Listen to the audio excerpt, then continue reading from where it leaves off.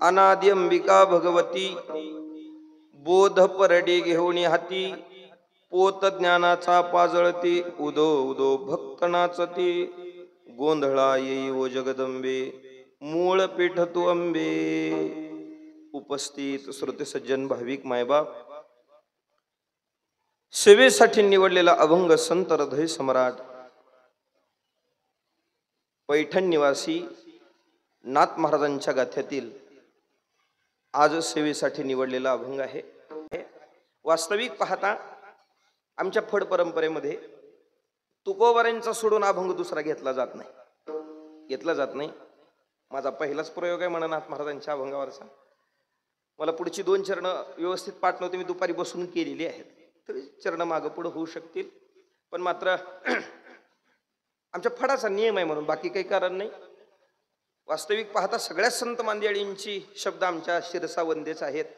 पंढरीनाथाला शिरसा वंदेत तर मग आपण कोण आहे? पण मात्र आमच्या परंपरेनं ते सांभाळे म्हणून आम्ही सांभाळतो, बाकी दुसरं काही नाही।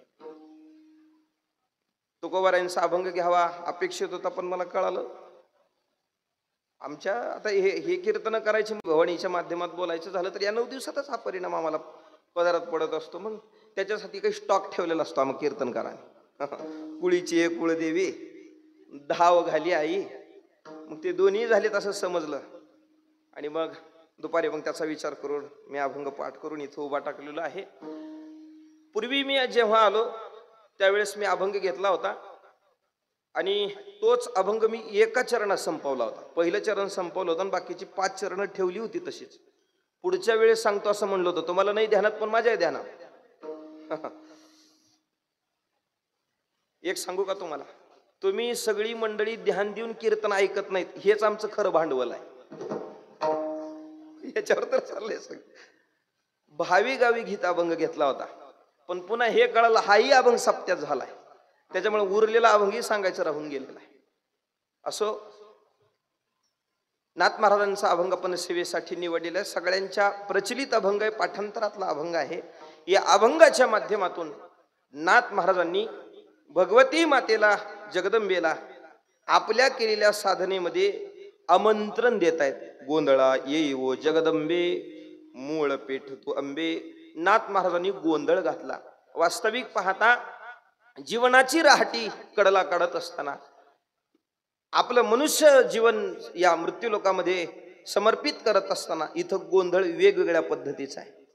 इंद्रियाचा गोंधळ आहे, विषयाचा गोंधळ आहे, पण नाथ महाराजांनी त्या विषयाच्या इंद्रियाच्या गोंधळामध्ये त्याच्यानं त्रासलेला हा जीव मुक्त कोणत्या गोंधळानं होईल तो गोंधळ नाथ महाराजांनी आजच्या अभंगातून घातलेला आहे। विठ्ठल त्या दृष्टीने त्या गोंधळासाठी आमंत्रित करतात आई जगदंबेला। गोंधळा येई ओ जगदंबे।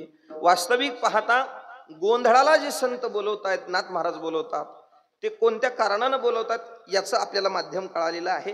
ते कारण म्हणजे विषयाचा इंद्रियाचा जो गोंधळ आहे त्याच्यानं हा त्रासलेला जीव मुक्त कोणत्या गोंधळानं होईल ही दृष्टी नाथ महाराजांनी सामोरी ठेवली आणि आईला जगदंबेचा जागर केला, जागरणम गोंधळ केलेला आहे। ऐका, देवीला नाथ महाराज बोलवतात, आई जगदंबेला बोलवतात, याचा अधिकार नाथ महाराजांकडे आहे का?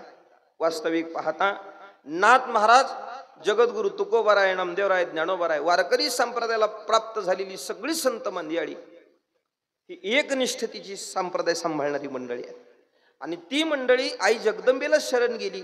त्यांची बाकीची अभंग पाहिली तरी बरं वाटत नाही। नाथ महाराजांची खूप परखड शब्द आहेत, त्या अभंगाकडे लक्ष दिलं तर हे अभंग जरा आपल्याला विचारात गोंधळात घालण्यासारखे आहेत। नाथ महाराजांनी अगदी परखड शब्द बोललेले आहेत। नाथ महाराज म्हणतात का नाही, उगच करून माझ्या देवाला पंढरीनाथाला सोडून मी आई जगदंबेच्या मागे लागलो, परिणाम त्याचं दुःख मला भोगावं लागलं। हे किती परखड शब्दांनी नाथ महाराजांनी बांधलेला आहे। नाथ महाराज म्हणतात का नाही, आई भवानी थोर जाणोनी तुझ म्या उपासिले हो, हाती परडी घेऊन तिने मज भिकेसी लाविले हो, खोळा पांगुळा करुनी आपणा जवळी बैसविले हो, उदो असतुचे अरे फिरे गरगरे भूत वावरे परी मज व्यर्थशीन वाटला, व्यर्थशीन वाटला तुझ म्या फुलवरा बांधिला, फुलवरा बांधिला तुझ म्या फुलवरा बांधिला। जय जगदंबे पूर्ण कदंबे जगत उद्बोधे, देह तुझ अर्पिला देह तुझ अर्पिला तुझ म्या फुलवरा बांधिला, फुलवरा बांधिला तुझ म्या फुलवरा बांधिला. फुलवरा नावाचं प्रकरण आहे नाथ महाराजांचं. नाथ महाराज किती परखड बोलतायत. नाथ महाराज सांगू लागले, आई भवानी थोर जाणुनी तुझ म्या उपासिले हो, हाती परडी घेऊनी तिने मज भिकेशी लाविले हो. ऐक नाही. आणि त्याच आई जगदंबेचा जागर आज नाथ महाराज घालतात. याचं कारण नेमकं काय? वास्तविक पाहता संप्रदायातल्या मंडळीने आपली आपली निष्ठा सांभाळली. नामदेवरायांकडे पाहिले तर नामदेवराय तर म्हटले, कटावरी कर नाही ज्या देवाचे, नेघे मी तयाचे दर्शन. ज्या देवाची कमरेवर हात नाही त्याचं दर्शन सुद्धा घेणार नाही, ही शब्द नामदेवरायांचे. पण मला सांगा, याच संप्रदायाची परंपरा सांभाळणारी ही सगळी संत मांदियाळी आज नाथ महाराज सुद्धा या आईच्या पुढे नतमस्तक होत आहेत, तिला गोंधळाला बोलवत आहेत, जागराला बोलवत आहेत. हे जरा पटणार नाही. वास्तविक पाहता याचं कारण असं आहे, एकनिष्ठता जी आपल्या डोक्यामध्ये बसलेला शब्द आहे का नाही, तोच मुळात चुकीच्या अर्थानं बसलेला आहे. संत मांदियाळींनी एकनिष्ठता सांभाळली. याचा अर्थ काय? एकनिष्ठता म्हणजे हा माझा देव, हा तुमचा देव, तो तुमचा देव, तो तुमचा देव. बरोबर आहे ना? मी माझ्या देवाच्या बाबतीत सगळं काही सांभाळणं, त्याची पूजा, त्याची विधी, त्याचं सगळं काही व्यवस्थित त्याच्या मर्यादेमध्ये सांभाळणं, त्याला सोडून दुसऱ्याला शरण न जाणं, याला आपण एकनिष्ठता म्हणतो. बरोबर आहे ना? बोला की हो. यालाच आपण एकनिष्ठता म्हणतो. पण मुळामध्ये ही एकनिष्ठता समजता येत नाही. एकनिष्ठता म्हणजे याच्यापेक्षा याचा अर्थ वेगळा आहे.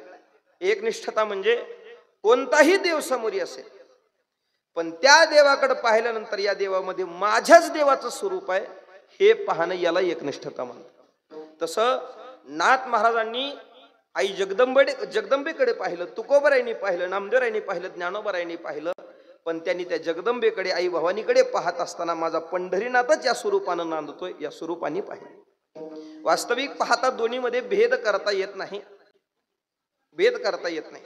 आजच्या अभंगात जे नाथ महाराजांनी केलेलं वर्णन आहे का नाही, आहे का नाही, शेवटच्या चरणामध्ये मुकुटमणी पुंडलिक, आहे का नाही. वास्तविक पाहता पुंडलिक महाराज हे पंढरीनाथाचे, ज्यांच्यामुळं पंढरीचं हे सगळं वैभव उभा टाकलं ते पुंडलिक महाराज. पण मात्र ते गोंधळी आहे असं नाथ महाराजांचं म्हणणं आहे. विचार करा, संप्रदायानं कधीच कोणत्या देवाचा भेद केलेला नाही. भेद केला नाही. तुकोबाराय म्हणतात का नाही, कुळीची हे कुळदेवी म्हणतात. पण तुकोबाराय कुळदैवत सांगत असताना तीही सांगून जातात का, तुका म्हणे ज्याचे सनकाधिक ध्यात ते आमचे कुळदैवत पांडुरंग, ते आमचं कुळदैवत आहे. पण त्याच पंढरीनाथाच्या स्वरूपामध्ये तुकोबारायणी, ज्ञानोबारायणी, नामदेव महाराजांनी, नाथ महाराजांनी देवीचं स्वरूप आहे. सोपं सांगतो तुम्हाला, जड जाण्यासारखं नाही. आपल्या पंढरीनाथाचं जे कर्तव्य आहे, जो देव करू लागलाय, तीच आई जगदंबा ही करते का नाही. दोन्हीमध्ये भेद कार्याच्या दृष्टीनं पाहायला गेला तरी तेही सापडणार नाही. स्वरूप मात्र आपल्याला जगदंबेचं वेगळं, पंढरीनाथाचं वेगळं दिसत असेल, आपल्या डोळ्याचा तो भ्रम आहे म्हणून. पण कार्याच्या दृष्टीनं लक्षात जर आपण घेतलं तर दोघांचंही कार्य समान आहे. विचार करून पहा. आपल्याला कळण्यासाठी बोलतोय, रेकॉर्डिंग चालू आहे, मला याचंही ध्यान आहे, पण मात्र आपल्याला समजण्यासाठी बोलतोय. आई जगदंबेचं कार्य काय, जरा ते शब्द इथं म्हणले नाहीत पाहिजे, पण आपल्याला कळण्यासाठी म्हणतोय, आहे का नाही. आई जगदंबेचं कार्य काय, जरा वेगळ्या गाण्यातून ते वर्णन केलेलं म्हणू का महाराज, उगाच सांगायसाठी. मी पकवास टाळावर म्हणणार नाही, फक्त आपल्याला सांगण्यासाठी म्हणतोय. माझी अंबिका सत्वाची माझी अंबिका सत्वाची उभी राहून थाटात, वाट बघती भक्ताची तुळजापुराच्या घाटात. कार्य देवीचं काय, थाटात उभा राहिलेली आहे आणि तिच्या भक्ताची वाट पाहते. हे वर्णन त्यांच्या शाक्तपंथीयातल्या काही लोकांनी केलं. पण हे जसं या देवीचं कर्तव्य आहे, तसंच कर्तव्य आमच्या पंढरीनाथाचं सुद्धा. पंढरपुरी जे भीमात, पंढरपुरी जे भीमात, पंढरपुरी जे भीमात, पंढरपुरी जे भीमात. पंढरपुरीचे भीमा तटी, सुंदर रूप मनोहर गोमटी, दोन्ही कर ठेवून कटी, हे थाटात उभं टाक नाही त्याचं. दोन्ही कर ठेवून कटी भेटीसाठी तिष्ठ तसे. कार्याच्या स्वरूपानंही पाहिलं दोन्हीकडे भेद करता येत नाही. असं हे साम्य घालणारा हा संप्रदाय वारकरी संप्रदाय. आजच्या अभंगातून नाथ महाराजांनी जगदंबे पुढं जशी ती त्यांनी केलेल्या साधनेला, त्यांच्या केलेल्या गोंधळाला, त्यांच्या जागरणाला यावी ही अपेक्षा करतात. जे अर्थी जगदंबे पुढं करतात याचाच साम्य आपण विचार केला पाहिजे. तीच पंढरीनाथा पुढं करतात. ऐका, वास्तविक पाहता या साधनेनं नाथ महाराजांची बोलवत आहेत. याच्या पलीकडे संतांच्या जीवनात दुसऱ्याला बोलवण्याची अपेक्षा नाही. जगाच्या पाठीवर अंतकरणात अपेक्षा नाही असा माणूस शोधून सापडणार नाही. अपेक्षा नाही असा माणूस भेटेल का हो? अंतकरणातली अपेक्षा वेगवेगळ्या पद्धतीची असेल, पण अपेक्षा नाही असा माणूस भेटणार नाही. प्रत्येकाला अपेक्षित काही ना काही गोष्टी असतात. अपेक्षा जरी वेगवेगळ्या असल्या पण अपेक्षा प्रत्येकाच्या अंतकरणात आहे.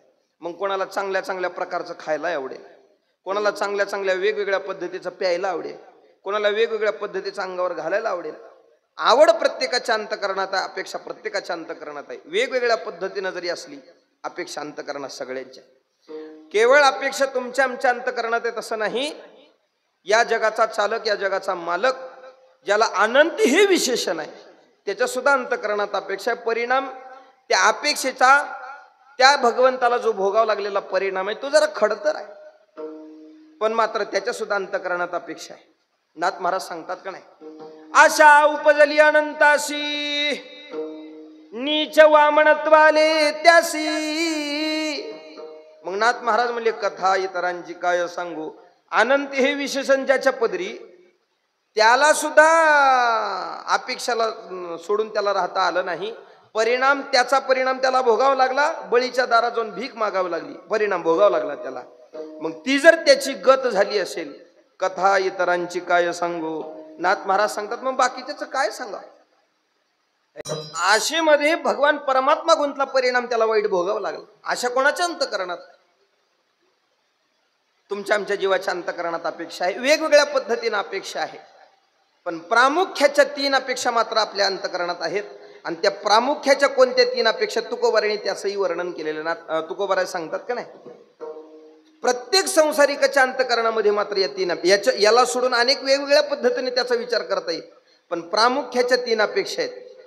ल्यावे खावे बरे असावे सदैव, ल्यावे खावे बरे असावे सदैव, ल्यावे खावे बरे असावे सदैव, ल्यावे खावे बरे असावे सदैव. हेच करी हाव संसारी, हेच करी हाव संसारी, हेच करी हाव संसारी. खावे बरे असावे सदैव, या 3 अपेक्षा प्रत्येक संसारिकाच्या अंतकरणात आहेत. आणि या 3च अपेक्षा प्रामुख्यानं पूर्ण करण्यासाठी माणसं सकाळी उठल्यापासून रात्री झोपेपर्यंत धडपड करतायत, पळापळ करतायत, धावपळ करतायत. या अपेक्षा पूर्ण व्हाव्या म्हणून वेळही खर्च होतोय, माणसाच्या जवळचा पैसाही खर्च होतोय. प्रामुख्याच्या 3च अपेक्षा, पण या 3 अपेक्षा पूर्ण करण्यासाठी वेळही खर्च झाला, पैसाही खर्च झाला. पण या 3 अपेक्षा शास्त्रानं, पुराणानं, ग्रंथानं, संतांनी सांगावं, भगवंतांनी सांगावं, त्या दृष्टीनंच आपण पूर्ण करतो हे मात्र नाही. 3च अपेक्षा प्रामुख्याच्या, पण या 3ही अपेक्षा संतांनी, ग्रंथांनी, भगवंतांनी सांगावं या दृष्टीनं आपण पूर्ण करतोय का पहा. नाही, या गोष्टी पूर्ण करण्यासाठी जी आपण धावपळ करतोय ती मात्र चुकीच्या दृष्टीनं करतोय. ते शास्त्रानं, पुराणानं सांगावं याच्याकडे आपलं घेणं देणं नाही. आपल्याला बरं वाटलं, आपल्या मनाला बरं वाटलं, संपला विषय. फक्त त्या पूर्ण झाल्या पाहिजे. ज्ञानोबराय वर्णन करतात, अंगा मनाशी रुचावे, ये तुलेनी कृत्य नाठवे, करणे याचे नावे, भलतेची करी. भलतेची करी म्हणजे शास्त्राला काय वाटेल आपल्या या करण्यानं याचं मात्र घेणं देणं नाही. अंगा मनाशी रुचावे, मनाला बरं वाटलं, अंगाला बरं वाटलं, संपला विषय. पण पूर्ण करण्यासाठी आपली धावपळ चाललेली आहे. विचार करा, प्रामुख्याच्या 3 गोष्टी, ल्यायला बरं, खायला बरं, राहायला बरं. पण या 3 अपेक्षा पूर्ण करताना सुद्धा आपला ताळेबंद हुकलेलाच आहे का नाही बरं. पहिली गोष्ट काय बरं, काय बरं असलं पाहिजे. महाराजांनी सांगितलेल्या प्रमाणाच्या शृंखलेनं पाहायचं झालं तर ल्यावे बरे लिहायला बरं असलं पाहिजे. बरोबर आहे ना? होय मावशी, लिहायला बरं असलं पाहिजे. आज ग्रे कलर आहे का राखाडी? लिहायला बरं असलं पाहिजे ना. माय वास्तविक पाहता हे कलरचं जे तुमच्या डोक्यात बसलेलं खूळ आहे का नाही, हे काही व्यासांनी मुनींना आपल्या पुढे ठेवलेलं आहे नवरात्राच्या उत्सवातलं हे गणित नाही. बरं, चांगली गोष्ट आहे तुम्ही घालताय, हे सगळं बरं चाललंय. पण हे जे 9 कलर 9 दिवसात घातले पाहिजेत, हे काही व्यासांनी सांगितलेलं नाही, दुकानदारांनी मांडलेलं दुकान आहे त्याच्या बाबतीत. कटला पाहिजे माल. ऐका, लिहायला बरं असलं पाहिजे, त्याच्यासाठी जीवनातला वेळही खर्च होतो आणि पैसाही खर्च होतो. पण मात्र ते शास्त्रानं सांगावं या दृष्टीने आपण सांभाळतो हे मात्र नाही. काय झालं, दर्शन रांगेला थांबलो होतो पंढरपुरात, दर्शन बारीला. आणि दर्शन बारीला थांबल्यानंतर आम्ही 4-5 महाराज मंडळी होतो. आणि आमच्या एक दोघा पुढे एक पोरग थांबले होतं आणि ते पोरग वळ वळ वळ वळ वळ वळ करत होतं नुसतं. दर्शन बारीला लागले आणि त्याचं ते वळवळ चालू. मी बोललो त्या पोराला, ए बाळू, तुला काही कळते का नाही? अरे काही मिनिटात आता तुला देवाचं दर्शन होणार आहे, त्याच्याकडे लक्ष काहीतरी ठेव. मगापासून तुझ्याकडे पाहतोय बाळू, नुसतं वळ वळ वळ वळ चाले, जरा घबरा ना, दर्शन बारीला लागलायस ना, जरा शांत राहा ना बाळू. तेवढ्यात मला मागून एकाने असं केलं, अय महाराज, अति का बाळू आहे होय? मी लोक, काय झालो मामा? अति बाळू नाही, माझी मुलगी संगीता आहे. मी म्हणलं मामा चुकलो माझं, अंगामधल्या ते जीन्स पॅन्ट मुळे टी शर्ट मुळे कळालं नाही नेमकं बाळू आहे का कोण आहे. माफ करा मला मामा. ए मामा काय म्हणता मला? म्हणलं मग मी त्या संगीताची आई माधुरी आहे म्हणली. मला जे सांगायचे तुम्हाला कळाले. लिहिण्यासाठी आपण प्रयत्न केले पाहिजेत, अपेक्षाही आपली आहे, त्या दृष्टीनं पैसाही खर्च होतोय, वेळही खर्च होतोय. पण ते शास्त्रानं सांगावं, संतांनी ग्रंथांनी सांगावं, पुराणांनी सांगावं, या दृष्टीनं आपण सांभाळतो हे मात्र नाही. एक गोष्ट चांगली आहे, गडी अजून गड्याच्या धोरणात आहेत. म्हणजे गडी गड्याचे कपडे घालले ते बरं आहे अजून, बाकी नको सांगायला. फक्त एक विनंती आहे माय तुम्हाला, 1000, 1500, 2000 रुपयाची ओढणी विकत घ्या. ओढणी विकत घ्या, महागात जेवढी भेटेल तेवढी महागाची ओढणी विकत घ्या. पण तोंड बांधून जो आपण स्टॉल वापरतो का नाही, तो लवकरात लवकर जवळचा टाकून द्या. कधी त्या स्टॉलचा भुरका होईल याची शाश्वती नाही या काळात. सांभाळलं पाहिजे आपण. महागातली ओढणी वापरा. तालुक्यात तशी ओढणी दुसऱ्याकडे नसली पाहिजे, अशी घ्या. भावाला बापाला मागून घ्या, पण तोंडाला भुरका बांधून जे फिरताना ते आधी बंद करा. माफी मागून बोलतो हे सगळं. ऐका, लेण्यासाठी माणसानं प्रयत्न केली, पैसा खर्च केला, पण ते शास्त्रानं पुराणानं सांगावं या दृष्टीनं नाही. अंगा मना शिरुचावे, ताळेबंद लेण्यातला हुकला. बर, लेण्यासाठी प्रयत्न, हुकलेला ताळेबंद. ल्यावे, खावे बरे, खाण्यासाठी बरं असलं पाहिजे याच्यासाठी आपण प्रयत्न करतो. पण आपण खातो शास्त्रानं पुराणानं सांगितल्या दृष्टीनं बघतो का? पहा, एक 82 वर्षाचं म्हातारा माझ्याकडे आलं आणि मला म्हणलं, महाराज माळ घालायचे, माळ. मी म्हणलं लवकरच सुधारले हो. ते म्हणले महाराज, मी म्हणलं आता 82 वर्ष घालून का कामाचं आहे, आता कशाला घालायचं, झालं की आता संपत आलं. तसं नाही महाराज, आता चावना बी गेले तर मग का करू? म्हणजे चावना गेले म्हणून माळ घालायचे, बाकी त्याचं देवाचं परमार्थाचं माळाचं घेणं देणं नाही. खाण्यासाठी बरं असलं पाहिजे, मान्य आहे मला. मग खाण्यासाठी खर्च जो आपला वेळ होतोय, पैसा होतोय, काजू खा, बदाम खा, पिस्ता खा, नाही. अंगा म्हणा शिरुचावे, अंगाला मनाला बरं वाटलं ना मग ते भलं आहे. शास्त्रा पुराणाचं घेणं देणं नाही. त्याचाही आपला ताळेबंद हुकलेला आहे. लेण्यासाठी चांगलं असलं पाहिजे, खाण्यासाठी चांगलं असलं पाहिजे, तसंच राहण्यासाठी चांगलं असलं पाहिजे. बरोबर आहे ना? राहण्यासाठी आपण प्रयत्न करतो, पण ते राहण्यासाठी बरं असलं पाहिजे हे तरी कुठं शास्त्रांना सांगाव्या दृष्टीनं करतोय. पहा, जरा हे जड आहे मला इकडं बोलणं. पूर्वी सगळी मंडळी गावात एकत्रित राहत होती.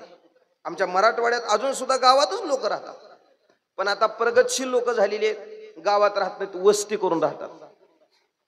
या परिसराला तुम्हाला सांगणं हे काही वेगळं नाही, वस्ती करून राहतात, वाड्या वस्त्या करून राहतात.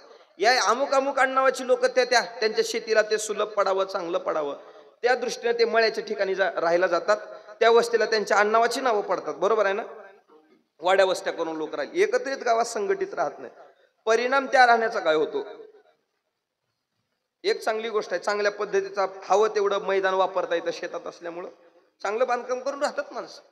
पण मात्र त्याचा परिणाम असा घडतो, वस्तीवर एका दिवशी अफवा अशी पसरते, या अमुक अमुक वस्तीवर चोरांनी वस्तीच फोडून नेली, अफवा पसरते. या वस्तीवरची लोक त्या वस्तीवर पळून निघाली, पळत गेली, म्हणजे त्या वस्तीवरच्या लोकांचे हाल बघावे म्हणून.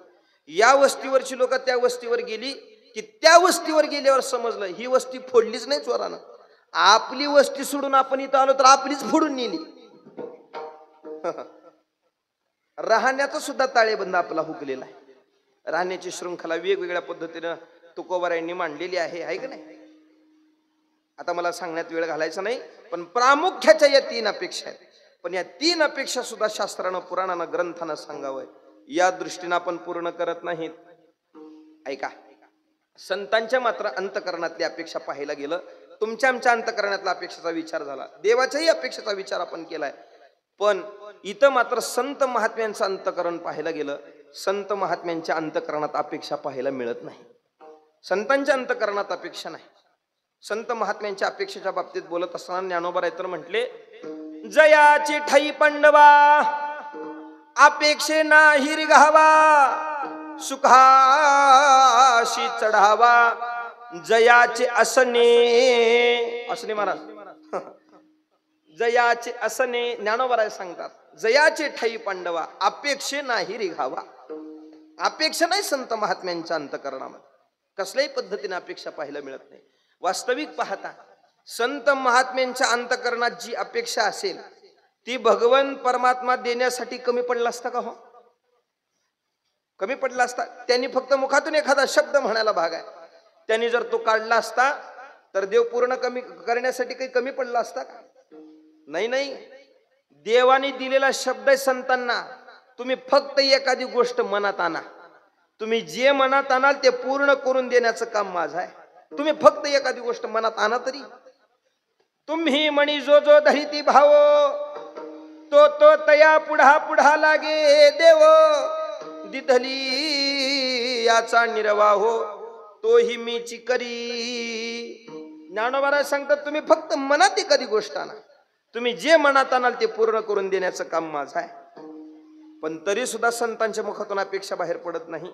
संत महात्म्यांच्या अंतकरणाचं वर्णन तुकोबारांनी केलं. कुंटली या धावा तृष्णेचे या, तृष्णेचे या, कुंटली या धावा तृष्णेचे या. आता निश्चिंतीने पावलो विसावा, कुंटली या धावा तृष्णेच्या. संत महात्म्यांच्या अंतकरणामध्ये तृष्णा नाही, अपेक्षा नाही, इच्छा नाही. इच्छा नाही संतांच्या. वास्तविक देव देण्यासाठी कमी पडला नसता, पाहिजे ते दिलं असतं, पाहिजे ते दिलं असतं. देवाला ईदभर मागितलं असतं तर देवाला हातभर दिलं असतं, ईदभर मागितल्यावर हातभर दिला असतं. आपल्या पुढे अनेक उदाहरण आहेत. ध्रुव बाळानं काय मागितलं होतं? ध्रुव बाळानं काय मागितलं? वडिलाच्या मांडीवर फक्त रीतसर बसता यावं, एवढंच. एवढंच बापाच्या मांडीवर बसता यावं, बस एवढी जागा, एवढी जागा मिळाली पाहिजे देवा. पण देवाने विचार केला, बाळा तुला वडिलाच्या मांडीवर बसता यायला पाहिजे, मान्य, एवढं मागतोयस, पण असंही तुझा बापा 80 वर्षाचा. देव म्हणतात तुझं मागणं चुकीचं नाही, पण तुला फक्त बापाची मांडी मागितल्यावर तेवढीच देणं हे माझ्या वैभवाला शोभत. लोक काय म्हणेल मला उद्या, लेकराला मागायचं कळालं नाही तर पण तुम्ही देव आहेत ना देवा, तुम्हाला द्यायचं कळालं नाही, ते माझ्या वैभवाला बाधा आणणार आहे, माझ्या वैभवाला शोभणार नाही. मग देवानी काही तेवढंच दिलं का? आढळपदी बाळ वैसविला ध्रुव, आढळपद दिलं देवा.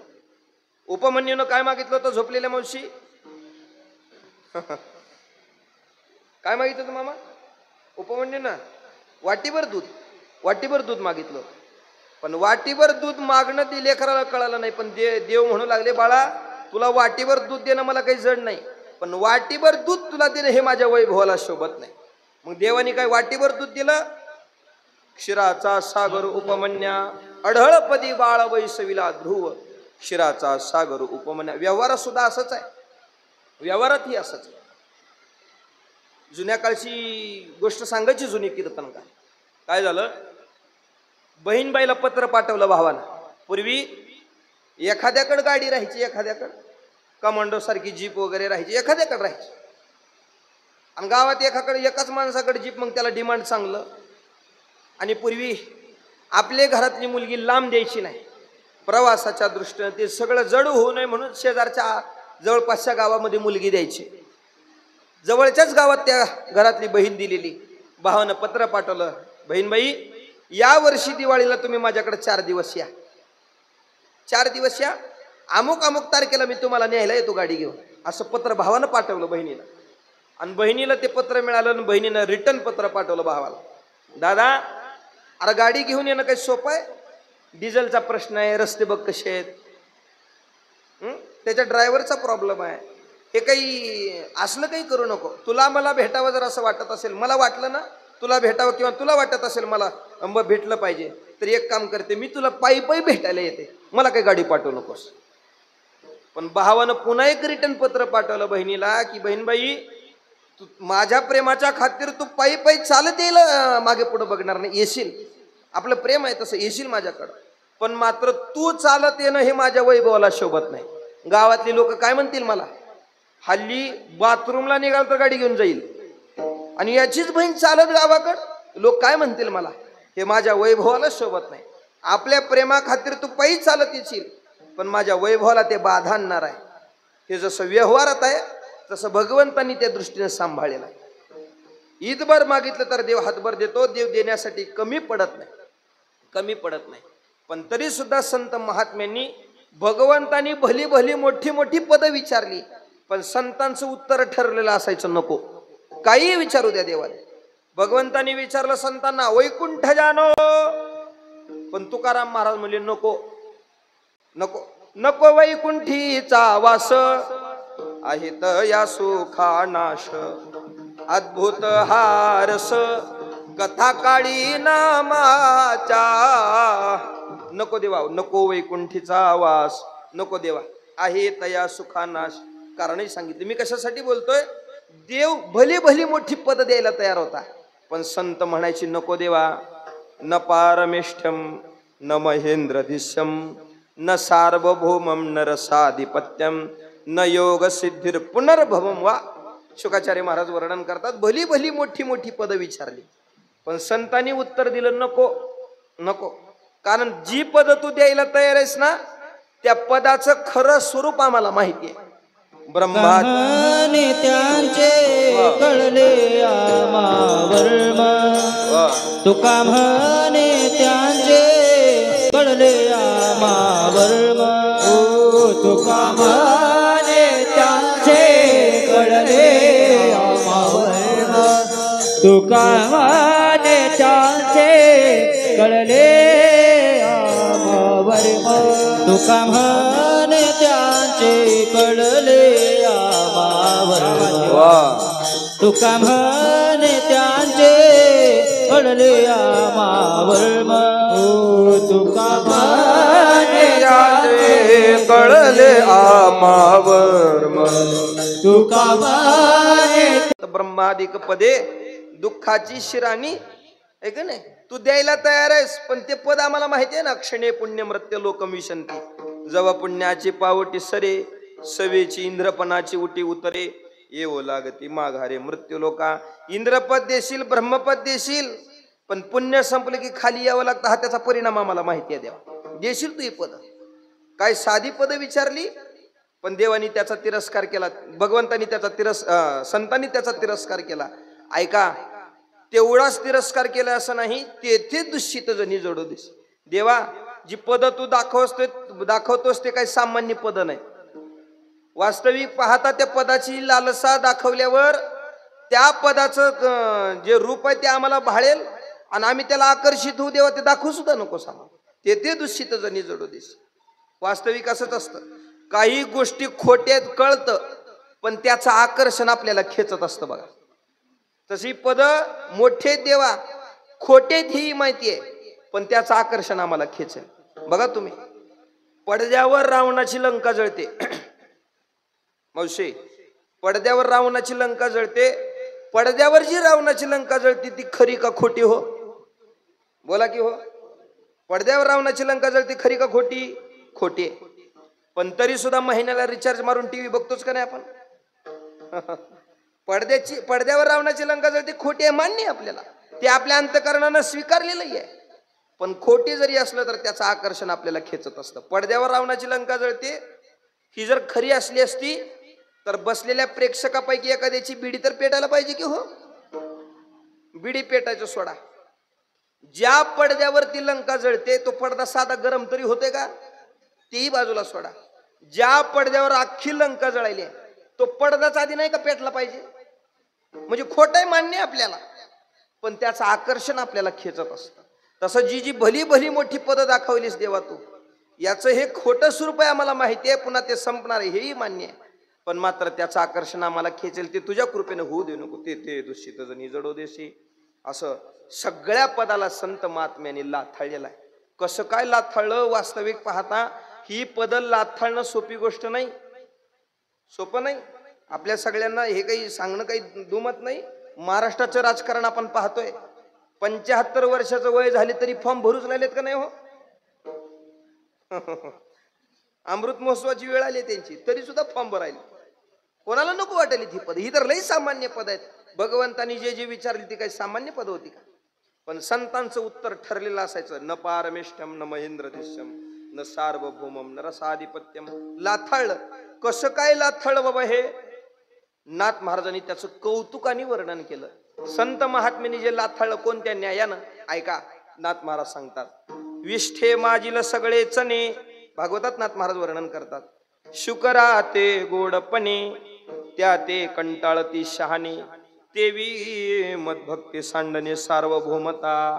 सार्वभौम पदासारखी पद लाथाळी. कसं काय, विष्ठे माजिल सगळे चणे. अतिशय घाण काय हो, अतिशय घाण विष्ठा. विष्ठा घाण आहे. घाण असणारी विष्ठा गोड कोणासाठी आहे. शुकरा ते गोडपणे, डुकराला गोड आहे. विष्ठा घाण आहे पण डुकरासाठी ती गोड आहे.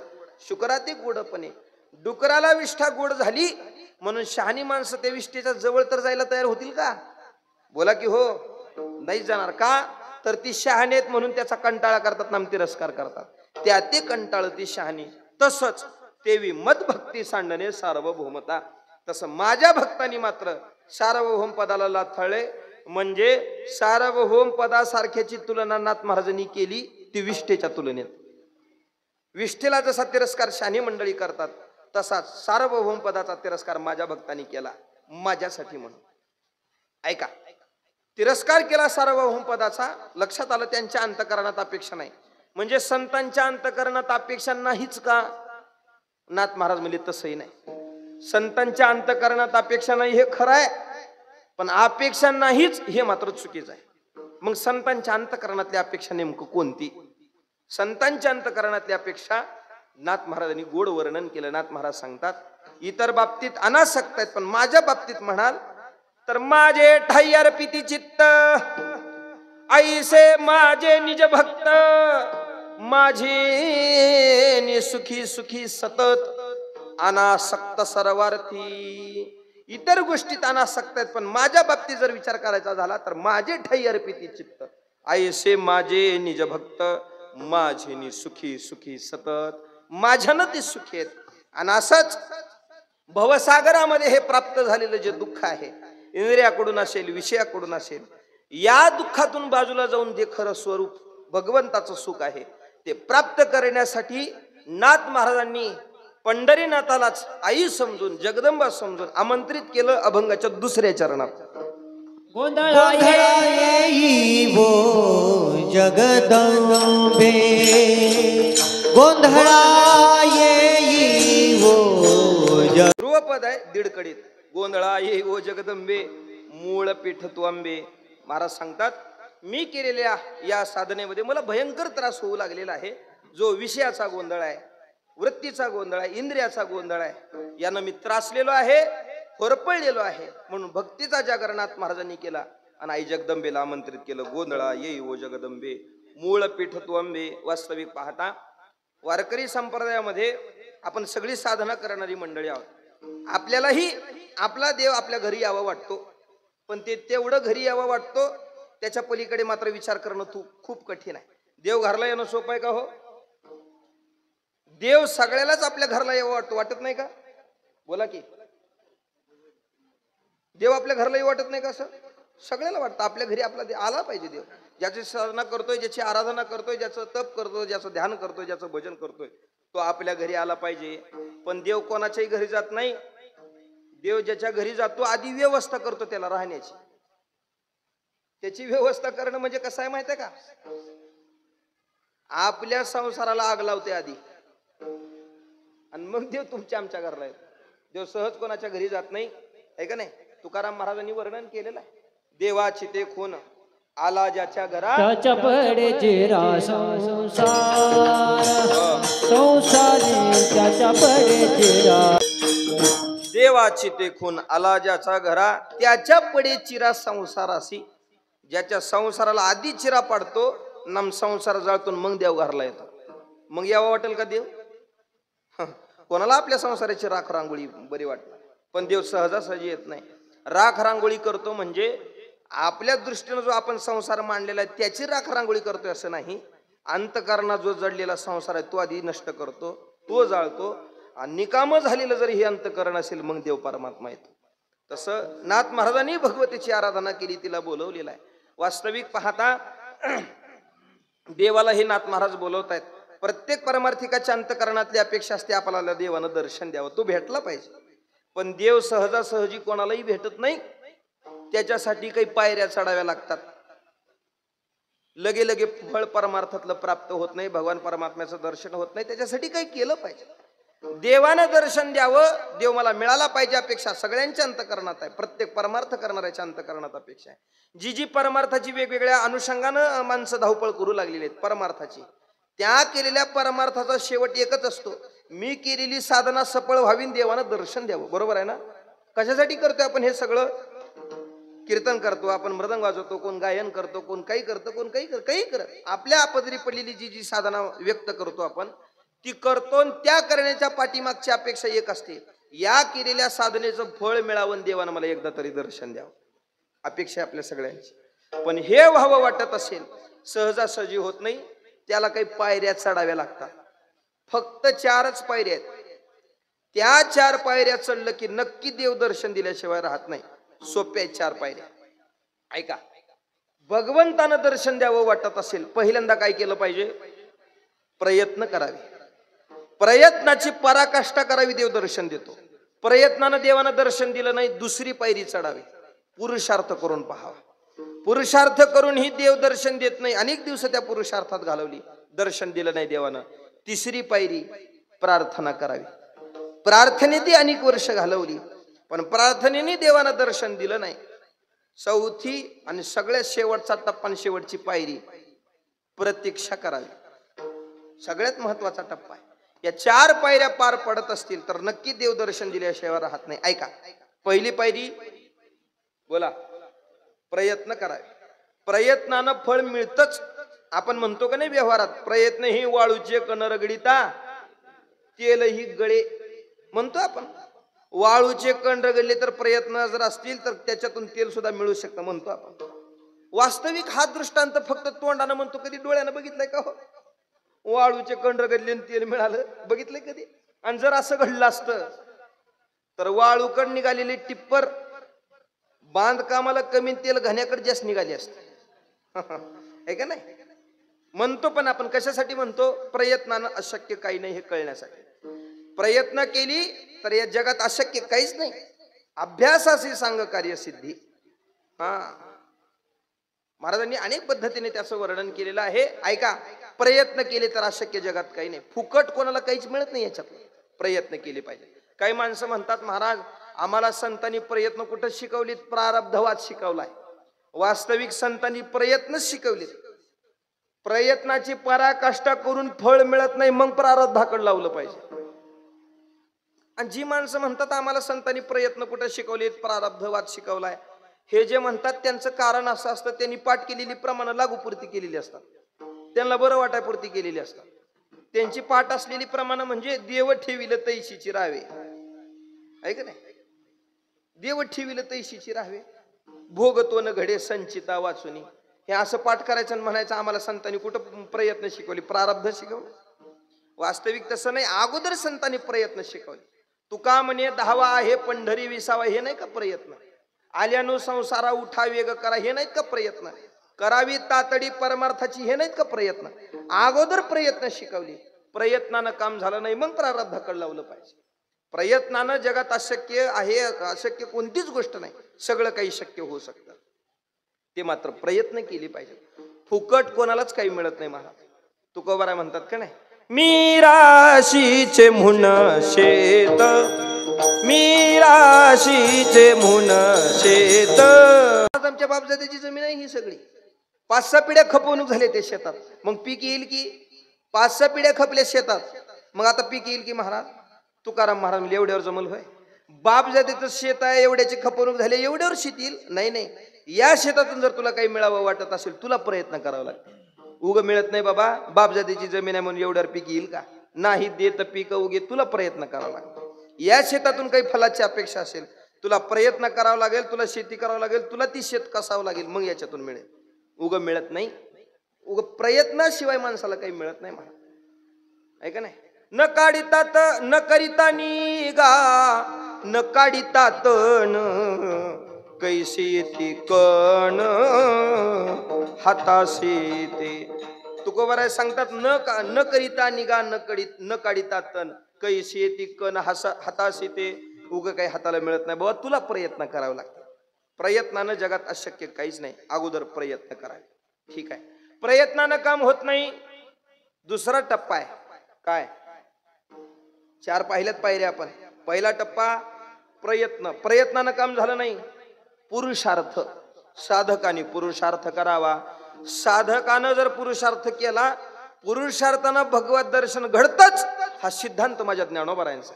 ज्ञानोबाराय सांगतात, तया स्वांत कर्ण जिता सकळ कामोपशांता, परमात्मा पर्वता दुरी नाही. त्याला देव लांब नाही, पुरुषार्थ करावा. पुरुषार्थही करून पाहिला, भगवंतानी दर्शन दिलं नाही.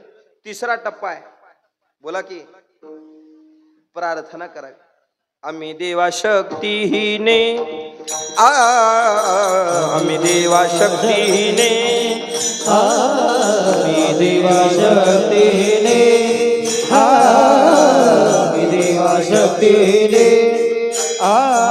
भाकुतेने करुणा, भाकुतेने करुणा. आम्ही देवा शक्तीहीने, आम्ही देवा शक्तीहीने, ओ भाकुतेने करुणा, भाकुतेने करुणा. आम्ही देवा शक्तीने, आम्ही देवा शक्तीने, आम्ही देवा शक्तीने, भाकुतेने करुणा. प्रार्थना करावी साधकांना. प्रार्थनेती अनेक दिवस गेली, प्रार्थनेनं काम झालं नाही. सगळ्यात शेवटचा आणि महत्वाचा टप्पा प्रतीक्षा करा. वास्तविक माणसाला वरच्या 3 पायऱ्या जमतील, वरचे 3 टप्पे जमतील, पण वाट बघायचं म्हणलं की नको वाटतं, आहे का नाही? शिव झुकना दम निघते, पण निव झुकना निघत नाही म्हणल्यासारखं. सगळं जमल, पण वाट बघाय म्हणलं की जमल. ज्याला सकाळी धोतर घालायला आलं त्याला दुपारी फेटा बांधा वाटतंय. ज्याला दुपारी फेटा बांधायला त्याला रात्री कीर्तन करा वाटतंय. ज्याला रात्री कीर्तन करायला आलं ती दुसऱ्या दिवशी तिसऱ्याला माळ घालायला तयार. पण मात्र परमार्थातलं फळ अपेक्षित असेल, हे सहजासहजी पदरात पडत नाही. याच्यात वेळ गेला पाहिजे, कालावधी घातला पाहिजे. याचं फळ निश्चित आहे. प्रतीक्षा, वाट पाहिली पाहिजे.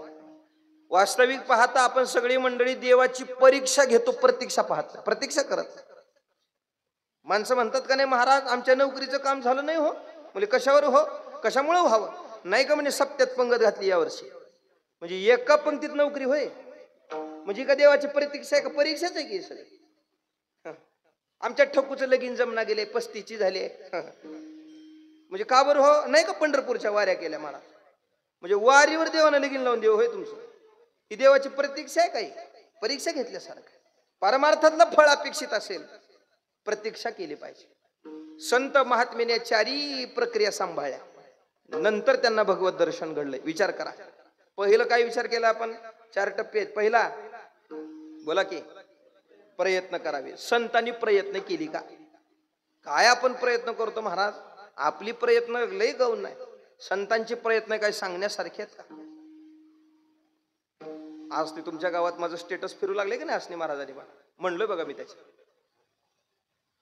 निळोबारांची गवळण. निळोबाराज सांगतात या भगवंताला मिळवण्यासाठी याच्या दर्शनासाठी आम्ही काय काय केलं.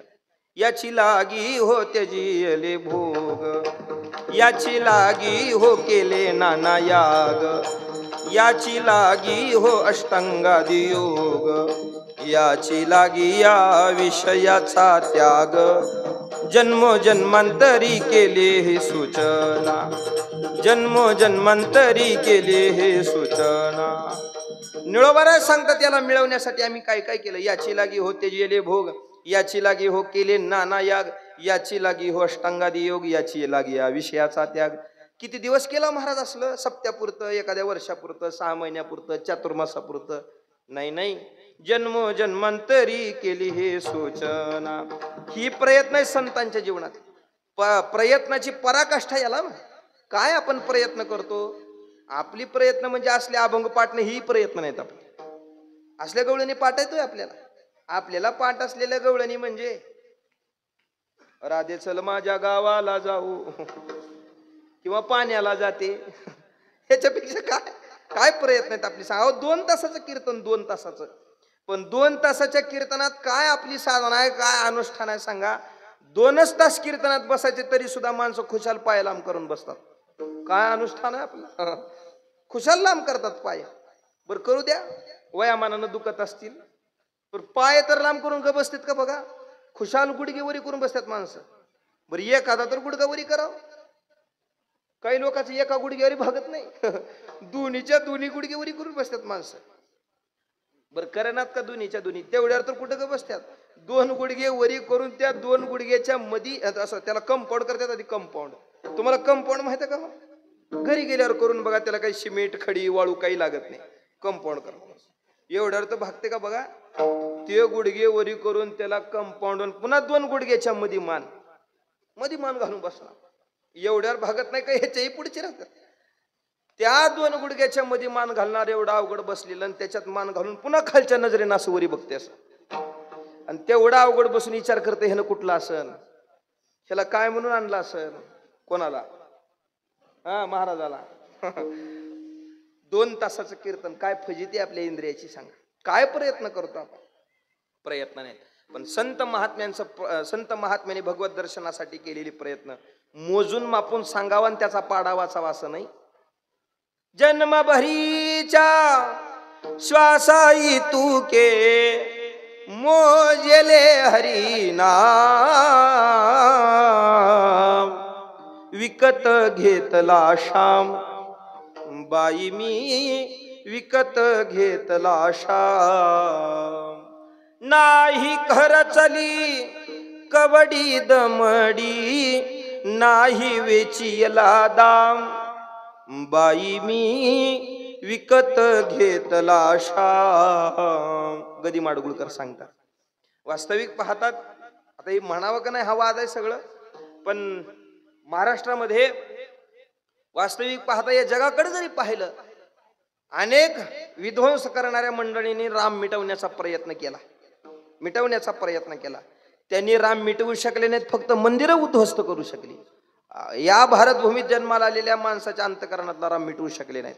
त्या परिसरात प्राप्त झालेल्या सगळ्या संत साधू मुनीने तो राम जिवंत ठेवला. नुसतं साधू मुनीने जिवंत ठेवला प्रत्येकाच्या हृदयात असं नाही, घराघरातल्या माईनं तो राम जिवंत ठेवला. पूर्वीची माय आपल्या लेकरांना कथा गोष्टी सांगत असेल ते रामाच्या कृष्णाच्या सांगायचे. तो राम जिवंत ठेवला घराघरातल्या माईनं. आमच्या मराठवाड्यामध्ये आजही तो राम जिवंत ठेवला. गावातल्या काही भजनी मंडळात, काही वारकऱ्या. आमच्या इकडे भावार्थ रामायण चालतं वर्षभर गावात. रामायण एकाने ओवी सांगायची आणि एकाने त्याचा अर्थ सांगायचा. नाथ महाराजांचा रामायण तो राम जिवंत ठेवला या वारकऱ्या. पण कालांतरानं ते रामायण जड चाललंय लोकांना. तो राम जिवंत ठेवला गदी माडगुळकर. गीत रामायण आणलं या भूमीमध्ये. 8 दिवसाला ते एक गीत यायचं.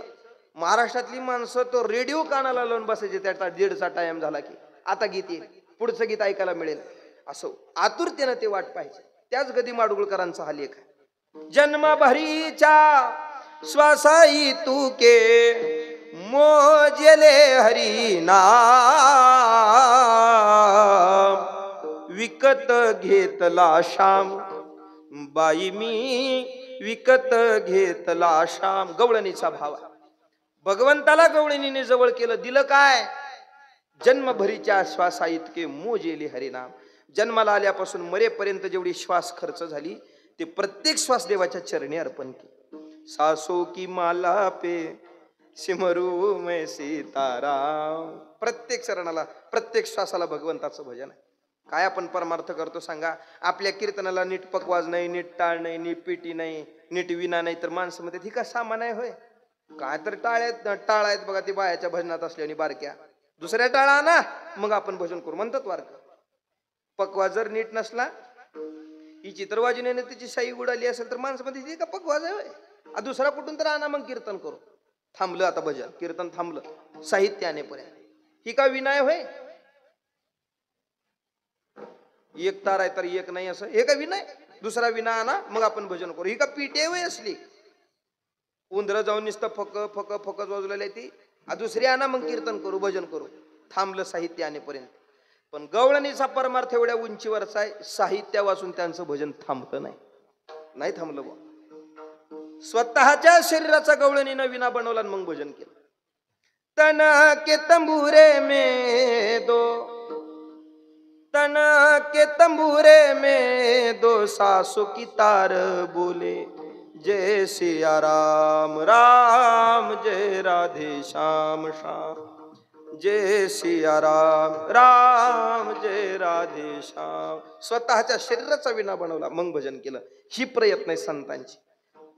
प्रयत्नाची पराकाष्ठा केली, देवानं दर्शन दिलं नाही. दुसरा टप्पा पुरुषार्थ करावा. संतांनी पुरुषार्थ केला का? तुकोबारांकडे पहा. काम क्रोध बंदी खाणी, तुका म्हणे दिले दोन्ही इंद्रियाचे धनी, आम्ही झालो गोसावी. काम क्रोध लोभ निमाले ठाईचे, अवघी आनंदाचे सृष्टी झाली. संतांनी पुरुषार्थही केला. तिसरा टप्पा प्रार्थना करावी. संतांनी प्रार्थनाही केली. श्री अनंता मधुसूदना पद्मनाभा नारायणा जगव्यापका जनार्दना आनंद घना अविनाशा. प्रार्थनाही करून पाहिली, प्रार्थनेनेही भगवंतांनी दर्शन दिलं नाही. शेवटचा टप्पा बोला की प्रतीक्षा करावी. साधका संतांनी प्रतीक्षा केली का? वास्तविक पाहता संतांच्या प्रतीक्षेची पराकाष्ठा झाली. तुकोबारांकडे पाहिल्यावर आपल्याला कळेल भगवान परमात्मा भजन करून दर्शन देत नाही, कीर्तन करून दर्शन देत नाही. संसारात तुळशीपत्र ठेवलं. तुकोबारांना वाटलं या संसारात गुरफटलोय म्हणून देव मला भेट देत नसेल. संसारावर तुळशीपत्र ठेवलं, जाळूनी संसार बैसलो अंगणी, ही स्थिती प्राप्त केली तरी सुद्धा देव दर्शन देत नाही. आर्त भावनेनं तुकोबारीने पंढरीनाथाला हाक मारली. धाव घाली आई आता पाहतेस काही धीर नाही, माझे पोटी झालो वियोगे हिमपोटी. आर्त भावनेनं हाक मारली तरी सुद्धा देव दर्शन देत नाही. मग मात्र तुकोबारांनी अनुष्ठान मांडलं भामचंद्रावर जाऊन. 15 दिवसाचं अनुष्ठान घडलं. मग मात्र तुकोबारांना दर्शन त्या 15 दिवसाच्या अनुष्ठानानंतर घडलं. आहे का नाही? 15 दिवसा माझे साक्षात्कार झाला, विठोबा भेटला निराकार. मी कशासाठी बोलू लागलोय? की चारही टप्पे संत महात्म्यांनी पार पाडले, जेणेकरून त्या परमार्थाची उंची गाठल्यामुळं तुकोबारांना नाही वारकरी संप्रदायाला प्राप्त झालेल्या सगळ्या संत मांदियाळीला भगवत दर्शन घडलं. हीच अपेक्षा नाथ महाराजांच्या अंतःकरणातली. नाथ महाराजांनी आपल्या केलेल्या साधनेमध्ये भगवान भगवती अंबिकेनं यावं ही अपेक्षा नाथ महाराजांनी मुखातून प्रगट केली. पण तरी सुद्धा येत नाही. मग मात्र त्या भगवतीची स्तुती करू लागले महाराज अभंगाच्या पहिल्या चरणात. अनादि अंबिका भगवती, अनादि अंबिका भगवती,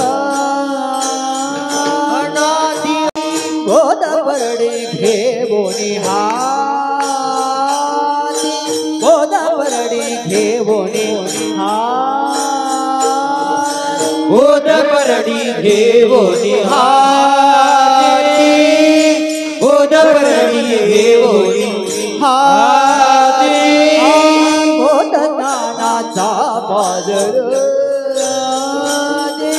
गोदनानाचा बाजार,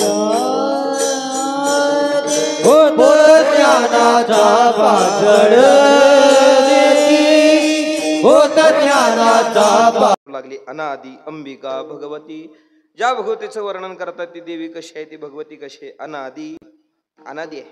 आपण आदिशक्ती मुक्ताबाईचं वर्णन करत असताना म्हणतो का नाही, कोणत्याने आहे ना अनादी. मुक्ताबाईचं वर्णन करताना आपण म्हणतो बघा, नमो ज्ञानेश्वरा नमो ज्ञानेश्वरा निवृत्ती उदारा सोपान देवा मुक्ताबाई नमो त्रिभुवन पावनी आद्यत्रय जननी देवाची.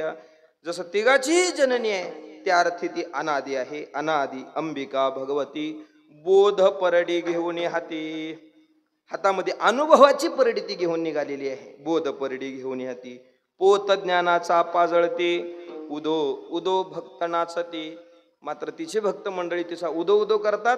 महाराजांनी केला बघा, उदो बोला उदो बोला उदो बोला कृष्णाबाई माऊली साऊ. उदय बोला उदय बोला उदय बोला कृष्णाबाई माऊली साऊ. स्वर्ग मृत्यू पातळयाचा मंडप घातला हो. मृत्यू मातालयाचा मंडप घातला हो. वेदाचा फुलवरा बांधला हो. चारी वेदाचा फुलवरा बांधला हो. शास्त्रपुराणे अनुवादती अंबे तुझ्या गोंधळ हो. शास्त्रपुराणे अनुवादती अंबे तुझ्या गोंधळ हो. उदो बोला उदो बोला उदो बोला उदो बोला उदो बोला उदो बोला अंबाबाई माऊलीचा हो. उदो बोला उदो बोला उदो बोला अंबाबाई माऊलीचा हो. संतांनी त्या आई जगदंबेचा उदो उदो केला. वास्तविक ही प्रमाण आपल्या संप्रदायात अगदी तेवढ्या निष्ठेनं गायली जातात. खूप गोड वर्णन आहे या सगळ्या अभंगामधून. वास्तविक पाहता शाक्त पंथातल्या लोकांनी ते जागर घातला, गोंधळ केला, पण मात्र मग ते समाजाला बरं वाटावं तसं.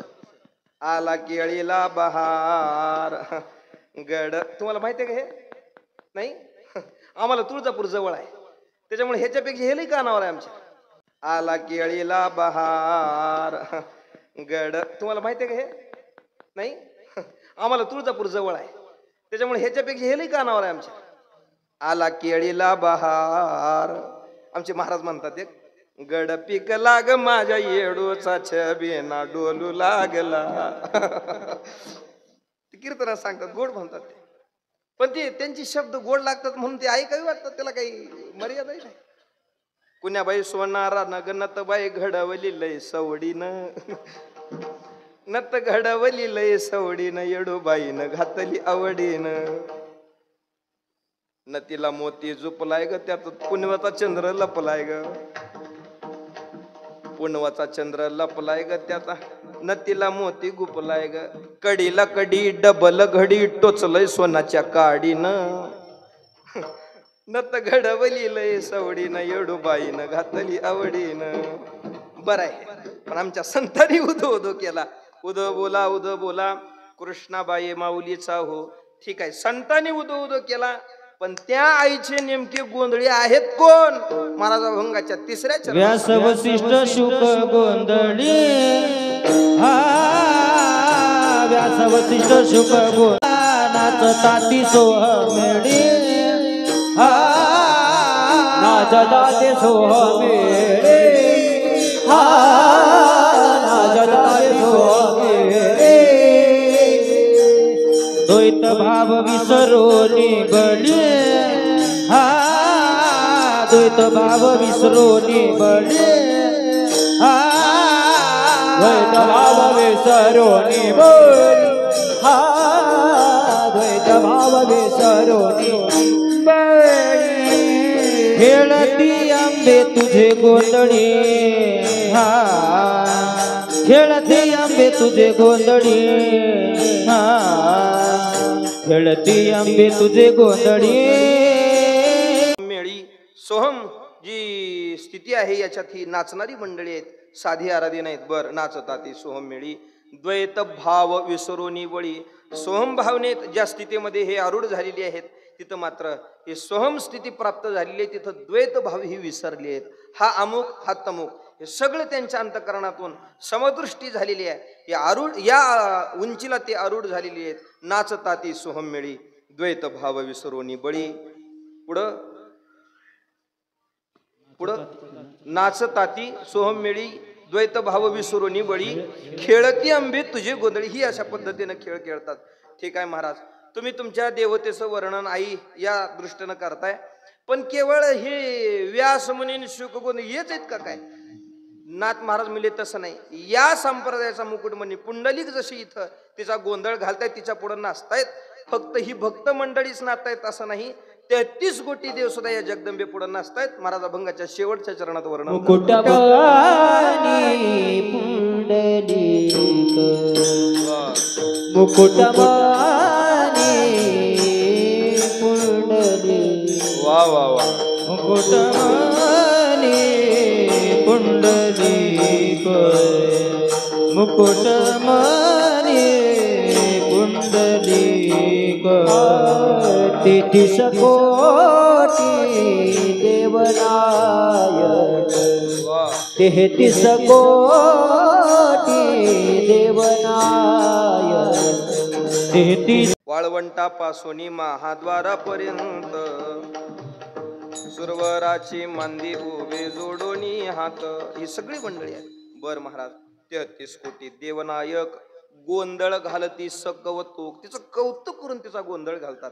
राजस सुकुमार मदनाचा पुतळा राजस सुकुमार मदनाचा पुतळा असं कौतुक करून तिचा गोंधळ घालतात. बरं, मग एका जनार्दनी नाचे देख. ही सगळी मंडळी ते आमच्या भगवती माते पुढे नाचू लागलेली आहे. नाचू विठू तुझा करू अनुवाद असा गोंधळ सगळी मंडळी घालू लागलेली आहेत. याचं वर्णन नाथ महाराजांनी अभंगातून गोड केलेलं आहे. झालेली सेवा, उपस्थित सगळी गुणीजन मंडळी, वारकरी मंडळी, भजनी मंडळी. अर्धा तास उशीर झालाय, बरोबर अर्धा तास. सुरू व्हायला उशीर झाला होता म्हणून सोडायला उशीर झाला, पण उदार अंतकरणाने आपण वेळ झाल्याबद्दल माफ करावी अपेक्षा आहे. तसं पावसानं त्याचं थैमान मांडलेलं आहे, पण तरी सुद्धा तुम्ही सगळी मंडळी त्याला डावलून आपण सगळी इथं उपस्थित झालात. आपल्या सगळ्यांना धन्यवाद देतो. झालेली सेवा माते जगदंबेच्या चरणी समर्पित करतो. उपस्थित सगळी गुणीजन मंडळी, सगळी वारकरी मंडळी.